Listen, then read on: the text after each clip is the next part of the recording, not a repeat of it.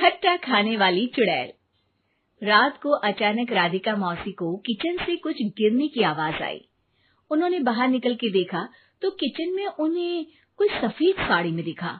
वो चीख पड़ी, हे भगवान, आलतू जलाल तू आई बला को टाल तू, आलतू जलाल तू आई बला को टाल तू। राधिका मौसी को चीखते सुनकर श्रवण बाहर आता है भागते हुए। अरे माँ, क्या हुआ? क्या देख लिया? दादी माँ आ गई क्या सपने में? अरे बेटा, रसोड़े में देख तो कौन है? श्रवण रसोड़े में झांक कर देखता है और उसे कोई नहीं दिखता अंदर।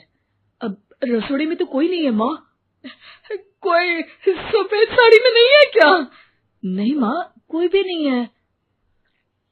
चिल्लम चिल्ली की आवाज सुनकर काजल भी वहां आ जाती है। अब क्या हो गया माँ जी?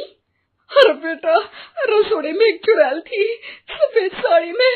अरे क्या कर रही थी वो अंदर? अरे बताया नहीं, कल आएगी ना तो पूछ लूंगी। चुड़ैल जी, आपका क्या प्लान है? माँ जी, रात बहुत हो गई है, आपने कोई बुरा सपना देखा होगा, चलिए सो जाइए। राधिका मौसी सोने तो चली जाती है, पर उनको रात भर नींद ही नहीं आती। वो कुछ भी उलझुल बातें सोचने लगती है। कहीं चुड़ैल की वजह से तो घर में टेंशन नहीं हो रहा, कहीं उसी की वजह से तो वो दादी नहीं बन पा रही। सुबह जब राधिका मौसी रसोड़े में छानबीन करती है तो पाती है कि नींबू का अचार गायब है। चुड़ैल नींबू का अचार ले गई, मुझे तो ठीक नहीं लग रहा कुछ। चुड़ैल को भी पता है कि जिंदगी का असली मजा तो खट्टे में ही है। राधिका मौसी झट से श्रवण को फोन कर देती है। बेटा, मुझे समस्या समझ में आ गई है, हमें एक तांत्रिक की जरूरत है। अरे क्या बोल रही हो माँ, तांत्रिक की क्या जरूरत है? आप पूजा पाठ तो कर ही रही हो ना। आलतू जलालतू मंत्र सारे फालतू जैसे कुछ मंत्र पढ़ो, चली जाएगी अपने आप चुड़ैल। अरे नहीं बेटा, कभी चुड़ैल को कम नहीं समझते। अरे तुझे पता भी नहीं चलेगा कि कभी वो छल करके काजल की जगह घर की बहू खुद बन जाएगी। क्या माँ, कुछ भी बोल रही हो? कहाँ काजल और कहाँ चुड़ैल? वैसे एक बात बताओ, काजल को अगर गाने के लिए बोल देना तो चुड़ैल काजल की आवाज सुनकर घर तो क्या धरती लोग छोड़कर चली जाएगी। तुम ना पढ़े लिखे बच्चे हर चीज को मजाक समझते हो। तुम रहने दो, मैं खुद ही तांत्रिक को बुला लेती हूँ। अच्छा सुन, शाम को इमली लेके आना। क्या है कि चटनी खाए बहुत दिन हो गए है ना? नहीं माँ, इमली तांत्रिक से ही मंगवा लो ना, आटा वगैरह भी उसी से पिसवा लेना। देखो मुझे काम करना है। श्रवण रात को कई तरह की सब्जियों के साथ माँ के कहने पे चटनी के लिए इमली भी ले आया था, लेकिन राधिका मौसी के दिमाग में अलग ही फिल्म चल रही थी।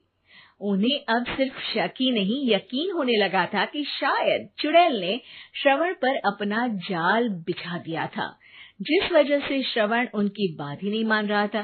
पर कोई नहीं, आने वाली रात में राधिका मौसी खुद तैयार हो गई चुड़ैल को पकड़ने के लिए। रुद्राक्ष की माला, तुलसी का पत्ता, हनुमान चालीसा सब हाथ के पास ही था, बस चुड़ैल का इंतजार था। और जैसा राधिका मौसी ने सोचा था वैसा ही हुआ।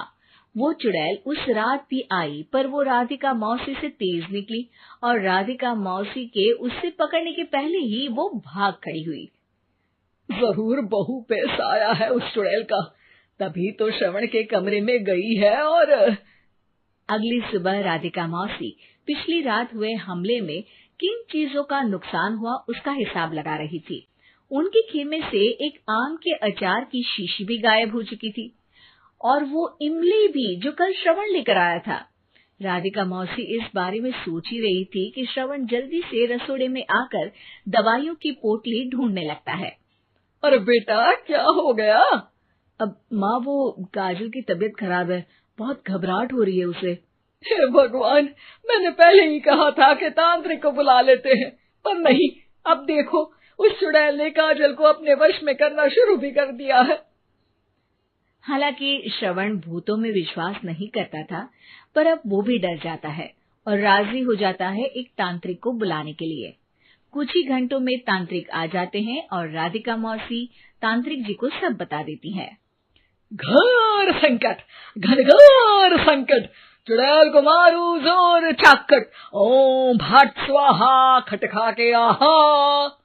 अरे ये क्या मंत्र है? मेरे खुद के ओरिजिनल मंत्र है, कल रात को ही लिखे हैं, अच्छे लगे तो दाद चाहूंगा। एक और मंत्र सुनो। अर्ज किया है आब्राकडाब्रा, दिल्ली बम्बई आगरा, चंदा मामा सोवरले सुरन मामू जारा। ये मंत्र है? अरे कोई 40 वालीसा पढ़ो ना। वक्त कम है, 40 नहीं पड़ेंगे, 20-25 में काम चलाना पड़ेगा। अलग निरंजन जाके लंदन, मुफ्त का मंजान घिस मेरे नंदन।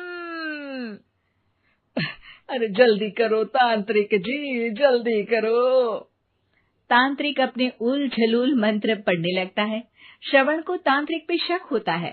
वो अपने एक डॉक्टर दोस्त को कॉल कर देता है ताकि कोई अनहोनी हो तो इमरजेंसी में चीजें मैनेज हो जाए।